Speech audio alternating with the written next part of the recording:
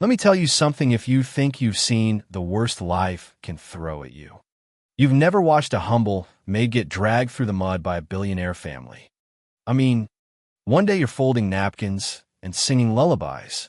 The next you're plastered all over the news, accused of stealing a jewel worth more than every house on your block. Yeah, that happened.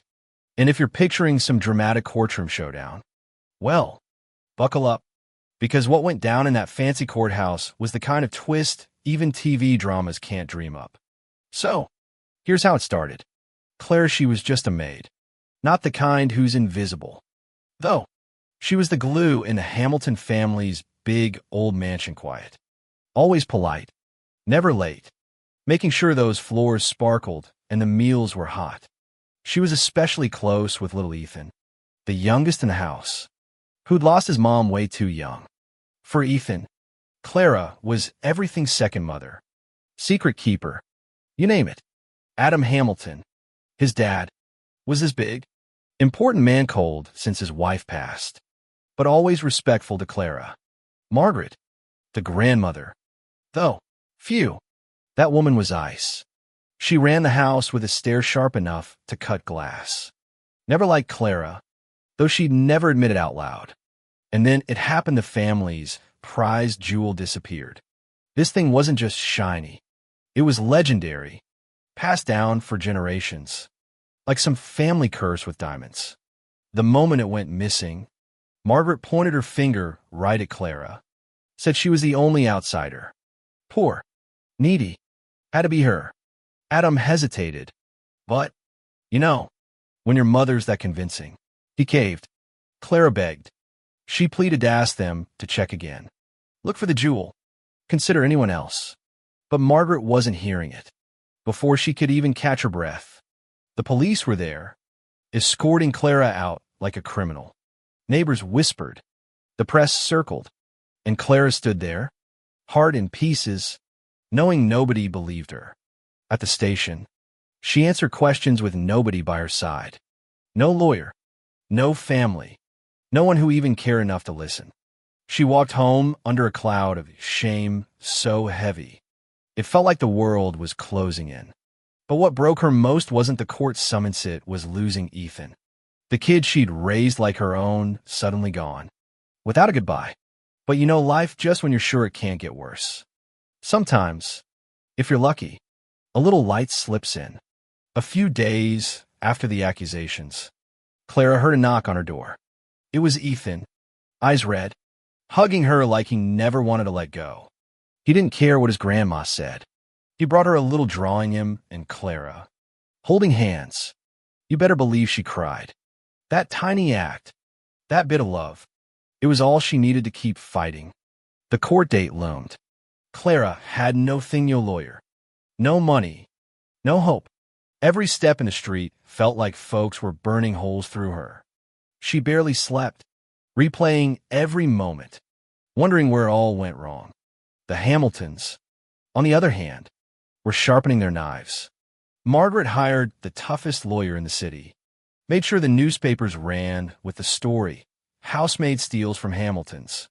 Clara's name was mud before she even got to defend herself. Adam watched the whole circus, but didn't say a word. He remembered Clara's kindness, but he'd always done what his mother said. Ethan? He was lost.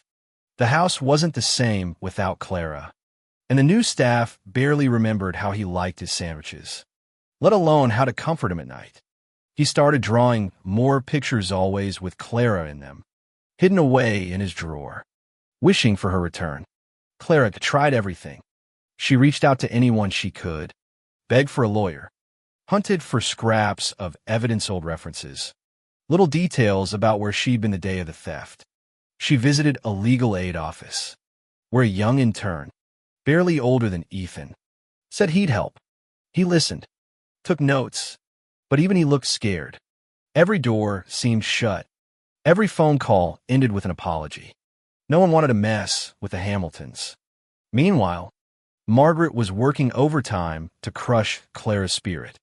She talked to the press, twisted facts, dropped rumors about Clara's supposed debts and secret problems.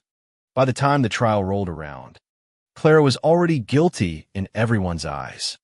But here's where things start shifting. One day, Clara noticed something odd. The security camera outside the jewel room was turned off the exact hour the jewel vanished. She tried to tell the court, but they brushed it off. Who cared about facts when you've got a good story, right? Even some staff in the mansion started acting nervous, maids avoiding her gaze. A housekeeper let go for unknown reasons. Something was rotten, and everybody smelled it except the folks in charge. Then, just as the trial started spiraling, hope came in the form of a stranger. Emily, a young lawyer, knocked on Clara's door. She'd followed the case, didn't buy a word of Margaret's story, and wanted to help. Clara was hesitant. She'd been burned enough, but Emily was relentless. She dove into the files, found inconsistencies, even heard rumors Margaret had worn the supposedly stolen jewel at a charity gala right after the theft. They chased leads, followed up with old staff, even tried to pull the photo from a gala.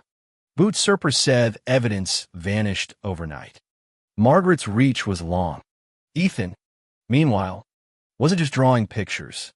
He was remembering things: late night footsteps, the glint of something shiny in his grandmother's hand, her whispers about Clara being an easy target. When he tried to talk to his dad, Adam brushed him off. Margaret told him it was just a dream, to stop asking questions or else he'd be sent off to boarding school.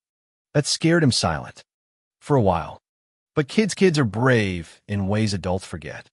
On the third day of the trial, when the courtroom was thick with tension, Ethan slipped away from his nanny, ran right up to Clara, and hugged her tight.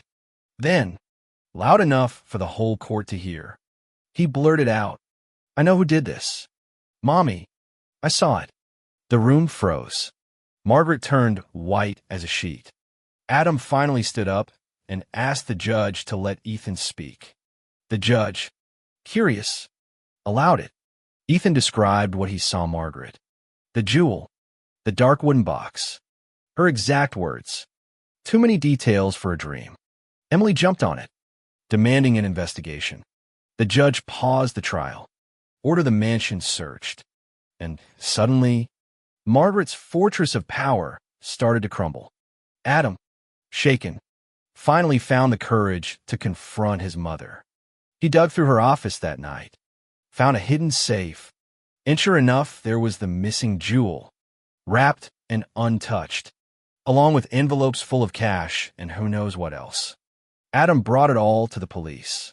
Overnight, the headlines changed. Clara was no longer a thief, but a woman wronged by the people she served. Emily presented the evidence. Staff, now emboldened, confessed how Margaret had bullied them, pressured them to lie. The judge cleared Clara's name in front of a packed room. Applause. Cameras flashing. Ethan running into her arms. I mean, if you didn't tear up a little there, check your pulse. Margaret didn't escape either. The court charged her with false accusations, harassment, all of it, house arrest, stripped of her power, her family fortune out of reach. Adam took over, promising to run things with decency for once. He publicly apologized to Clara, owned up to his part in her suffering, and you could see it was real. He even started a foundation in Clara's name to help women falsely accused. Asked her to run it, not as a servant, but as a leader. Clara, finally free, chose to step forward not for revenge, but to help others find their voices. Ethan spent every weekend with her. Adam rebuilt his relationship with his son, and even Emily, the rookie lawyer who refused to quit, became a local hero. The Hamiltons' mansion still stood tall, but the real strength came from the woman who refused to be broken. So let me ask you, what would you have done in Clara's shoes? When the world turns against you, do you give up, or do you fight for the truth no matter the cost? Drop your thoughts below. Tell me if you think justice was served, or if the scars of power ever really heal. And hey, if you've ever seen someone rise above a mess like this, share it in the comments. Don't forget to subscribe, and I'll see you in the next story, because sometimes the only thing more powerful than money is the truth.